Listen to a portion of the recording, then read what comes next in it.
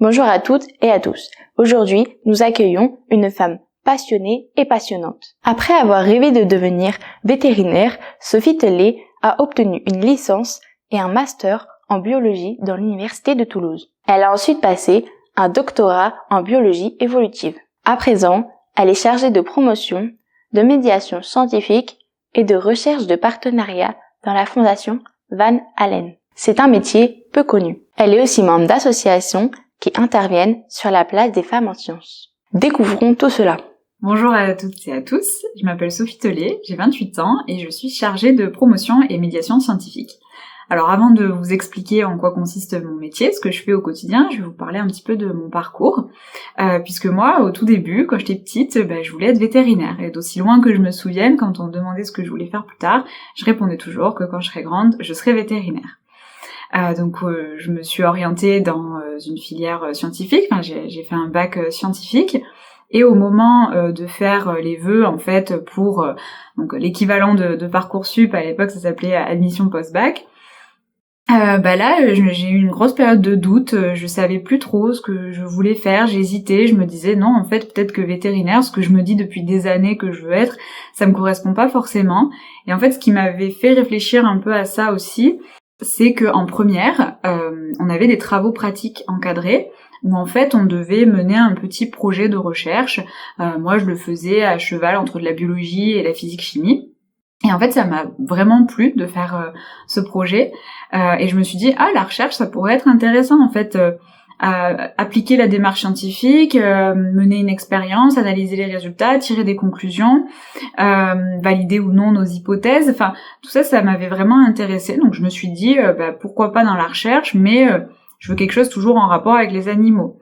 Donc je faisais une petite recherche de mon côté et j'ai découvert le métier d'éthologue, donc chercheur sur le comportement animal, et je me suis dit je vais faire ça. Donc au moment de faire les vœux, pas du tout de prépa pour faire vétérinaire, donc c'est la prépa BCPST, biologie, qui permet ensuite de passer les concours pour aller dans l'école vétérinaire. Pas du tout, j'ai pas du tout mis ça comme vœu, j'ai juste mis fac de biologie à Toulouse. Et je me suis dit, je veux faire de la recherche, pour faire de la recherche, faut avoir un doctorat, on peut le faire en faisant licence, master, doctorat, donc je vais faire ça, et la fac me correspondra beaucoup plus que la prépa. Et donc, je suis partie à Toulouse à la rentrée qui a suivi pour faire une licence en biologie. Donc la première année, c'est de la biologie générale. Et puis en deuxième année, je me suis spécialisée en biologie des organismes, des populations et des écosystèmes. Donc là, en fait, on étudie les espèces animales, végétales, microbiennes, comment elles interagissent entre elles et avec leur environnement, le tout dans un environnement qui peut changer. On étudie leur évolution au cours du temps. Donc c'est une licence qui est assez généraliste. On a des cours de biologie animale, de biologie végétale, on a des cours d'écologie, on a on a un petit peu de terrain aussi, des travaux de groupe, mais ça reste quand même très théorique. On apprend énormément de choses quand on est en licence. Et moi pendant cette licence je décide en plus de partir 1 an, donc pour ma dernière année de licence, la 3e année, je m'envole vers le Canada, je décide de faire un échange universitaire. Alors voilà, c'est l'équivalent d'un Erasmus. Il y avait en fait une entente entre l'université Paul Sabatier où j'étais à Toulouse et l'université de Montréal qui m'a permis de partir là-bas. Donc je suis partie 1 an, 2 semestres au Canada, et c'était une expérience hyper enrichissante pour moi. Tant sur le plan, on va dire professionnel et mes études, que sur le plan personnel.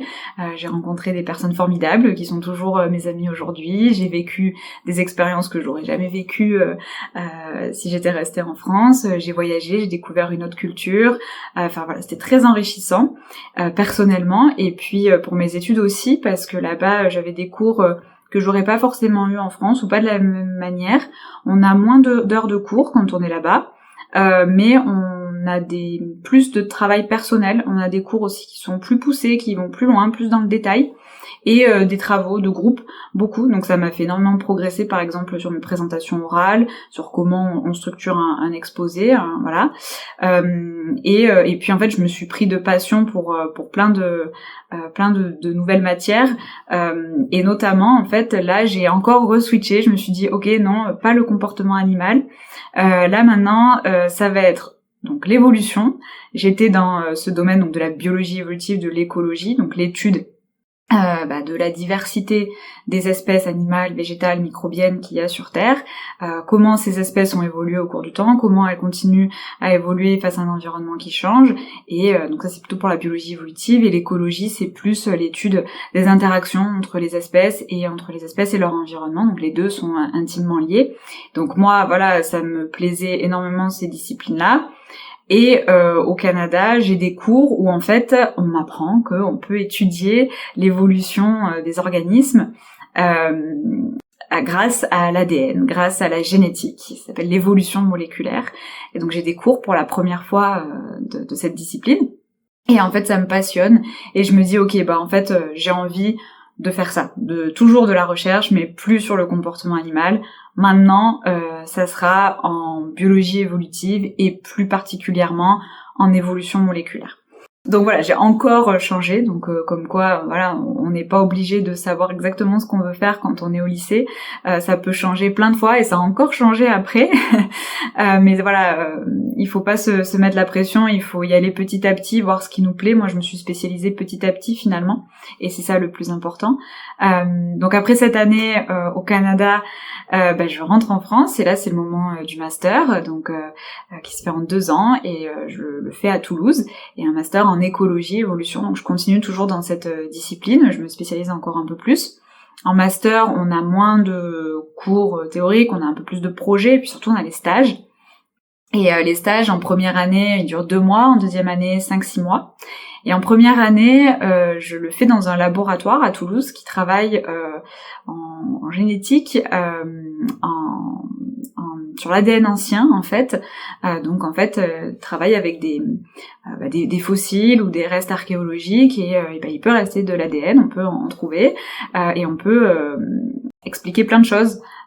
Et comprendre en fait plein de choses sur l'évolution des organismes grâce à cet ADN qui est alors du coup très abîmé parce que très vieux, peut-être des centaines, des milliers d'années, donc c'est un ADN, la molécule d'ADN est très abîmée, mais on peut quand même arriver à travailler avec. Donc c'est un laboratoire qui est spécialisé dans la paléogénomique, et donc moi je travaille pour mon stage de première année de master dans ce laboratoire, et là moi mon sujet en fait c'est d'étudier le microbiote oral. Alors le microbiote, c'est l'ensemble des micro-organismes qu'on va trouver dans un environnement donné.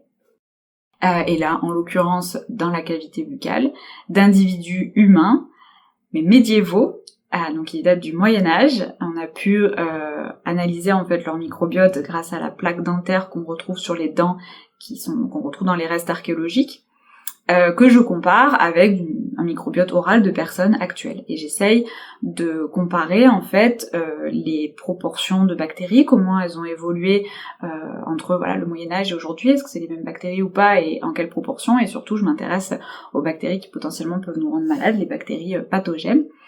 La révolution industrielle est passée entre les deux, on a une alimentation plus industrielle, moins diversifiée aussi, oui, voilà, pour la petite conclusion de mon stage, on montrait qu'il y avait un peu plus de bactéries qui potentiellement peuvent nous rendre malades, nous donner des caries chez les populations actuelles que passées.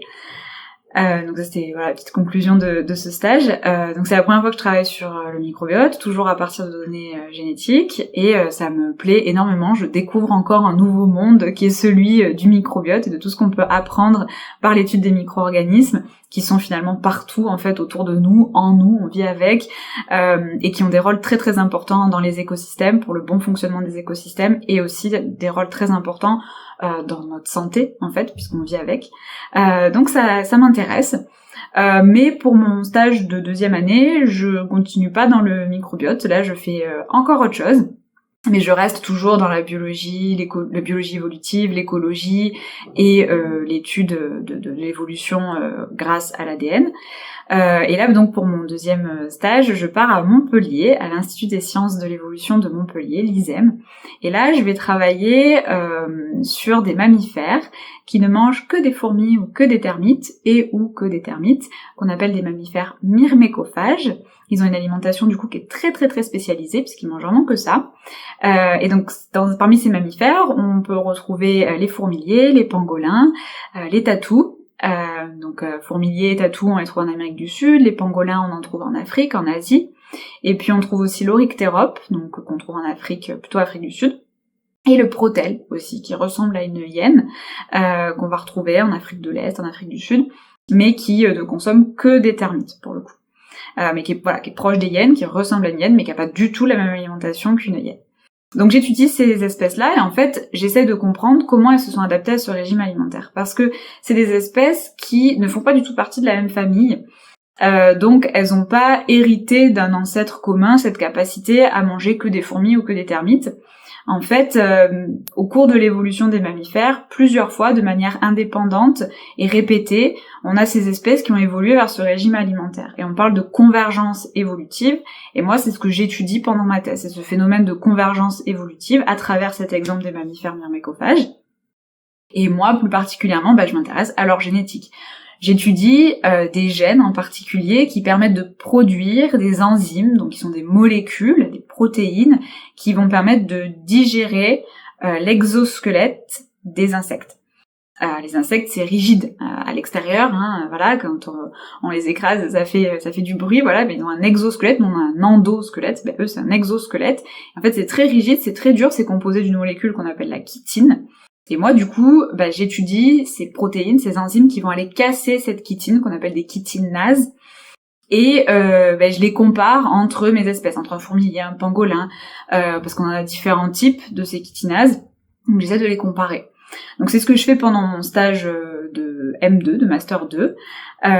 Donc à la fin de ce stage, mes études officiellement, donc le master est terminé et vient le moment de chercher une thèse, et j'ai énormément de chance parce que mon maître de stage de l'époque me propose de continuer de travailler sur ce sujet en thèse pendant 3 ans. Il a le financement pour, donc c'est une chance incroyable pour moi.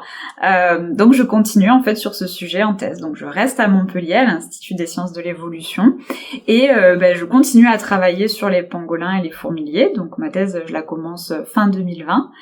Et là, par contre, on revient un peu sur ce que j'avais fait en première année de master, mais on remet du microbiote, parce que ça me plaît bien quand même d'étudier le microbiote. Et là, en fait, pendant ma thèse, donc j'essaye toujours de comprendre comment ces espèces, au cours de leur histoire, elles se sont adaptées à ce régime alimentaire.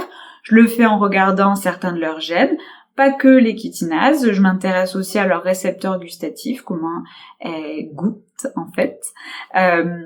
Et comment ce régime alimentaire a pu façonner leur perception de certains goûts.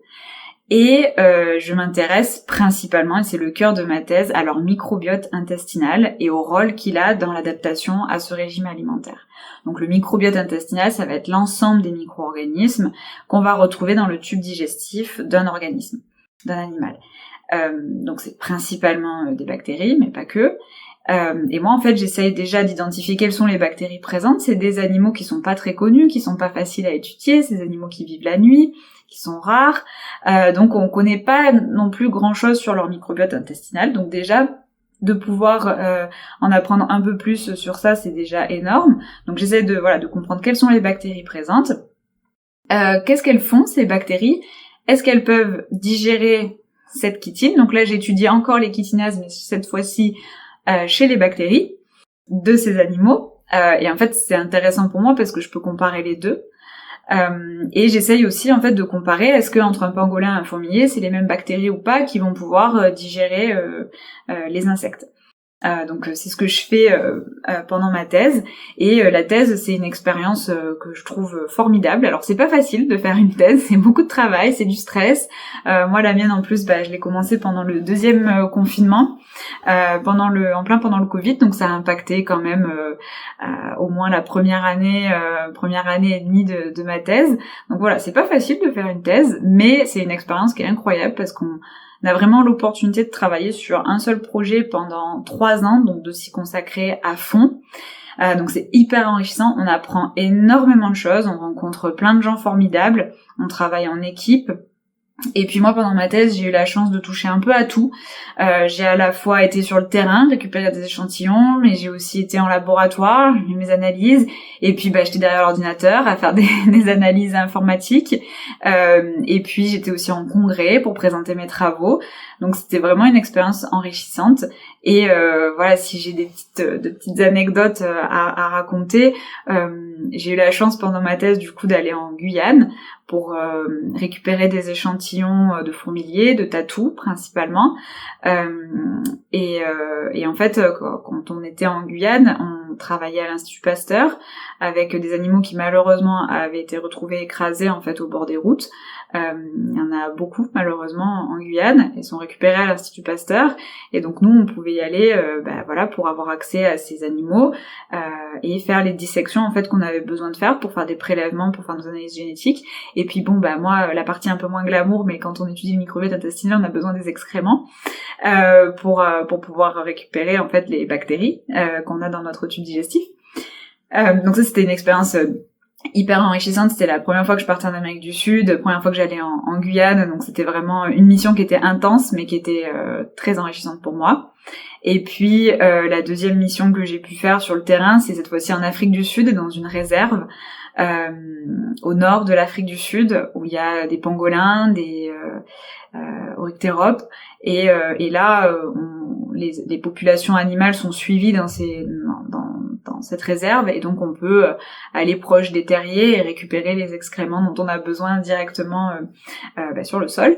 Voilà, donc c'était vraiment deux expériences incroyables, à chaque fois 2 semaines dans chaque pays. J'ai des souvenirs incroyables de ces 2 séjours, et notamment en Afrique du Sud, être en fin de journée au coucher de soleil dans la réserve à chercher des excréments, et en fait en face de moi, pas très très loin de moi, j'avais une girafe qui me regardait. Elle voyait que j'étais pas méchante pour elle, donc elle m'a laissé faire mon travail. C'était un moment un peu unique avec cet animal majestueux, et donc ça c'est un des vraiment très très beaux souvenirs que je garde de ma thèse. Voilà, donc le terrain c'est pas la majeure partie du temps d'un chercheur ou d'une chercheuse.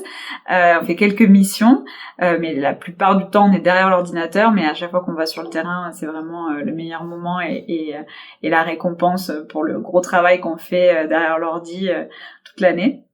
Donc voilà pour ma thèse que j'ai soutenue en novembre 2023. Donc ça fait pas très longtemps que j'ai été diplômée, ça fait 2 ans bientôt.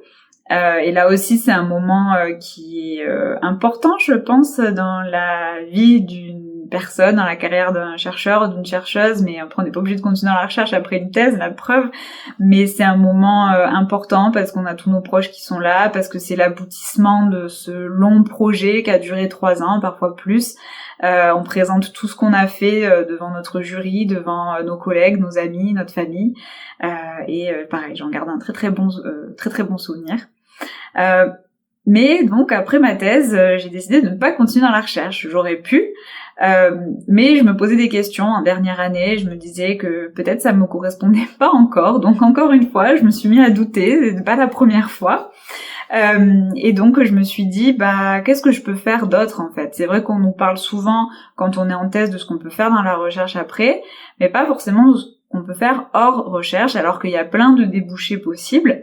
Quand on est en thèse, on acquis énormément de compétences, de connaissances, de savoir-faire qu'on peut réutiliser dans plein d'autres métiers en fait. Et moi en thèse, je commence à m'intéresser à la médiation, à la vulgarisation scientifique, à la communication scientifique. Je m'engage dans des associations, notamment l'association Femmes et Sciences, qui est une association nationale qui œuvre pour promouvoir les sciences auprès des jeunes filles, parce qu'on sait que dans certaines disciplines notamment, on manque de filles, qui œuvre également pour promouvoir et pour mettre en valeur les sciences qui sont faites par les femmes, qui sont parfois oubliées, dont on entend moins parler en comparaison à leurs homologues masculins. Et puis c'est une association aussi qui se veut un réseau d'entraide entre femmes scientifiques. Et dans cet asso, je participe à des événements comme la fête de la science. On fait aussi des petits événements pour le 11 février, qui est la journée internationale des femmes et des filles de sciences, ou pour le 8 mars, la journée internationale des droits des femmes. Et puis je fais énormément aussi d'interventions en milieu scolaire, en collège et en lycée. Je parle de mon parcours, je parle de ma thèse. J'essaye de donner envie, de susciter des vocations, de montrer que c'est possible, qu'on peut y arriver. Et ça m'intéresse beaucoup en fait. Dès que je suis au contact des gens, que je suis avec les jeunes, ça m'anime en fait. Le fait de transmettre, de partager, ça m'anime, ça me passionne. Et donc je me dis de plus en plus que j'ai envie de faire ça. Donc je participe à d'autres initiatives qui me permettent de faire des interventions scolaires ou de participer à des événements. Et donc à la fin de ma thèse, je me dis vas-y, essaye, lance-toi dans la médiation scientifique et vois si ça marche ou pas. Reste pas dans la recherche, teste autre chose. Donc c'était un gros pari, ce n'est pas facile, mais donc après ma thèse, donc en 2024, j'ai participé à énormément d'événements, la nuit des chercheuses, le festival Pint of Science, où en fait des personnels de recherche vont dans des bars parler de leur métier.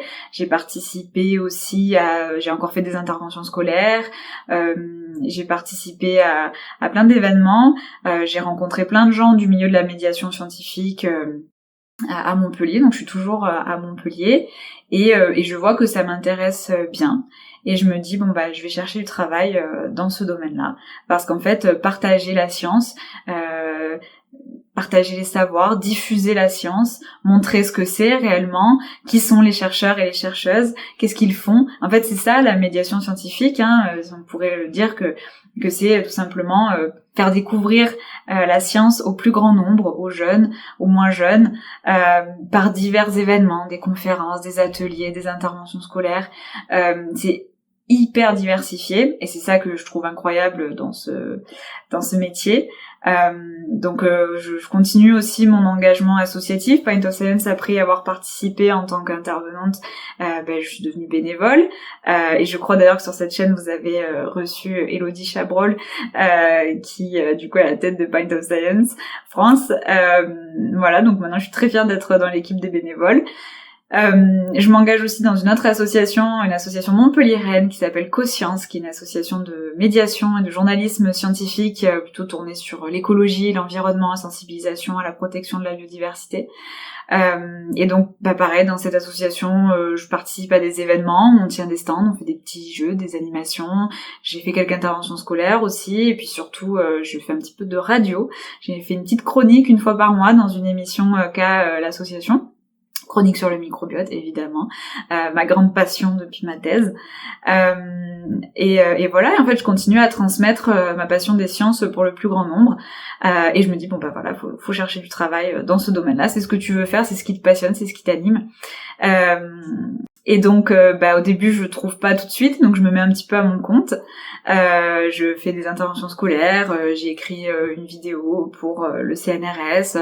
Je collabore avec différentes personnes.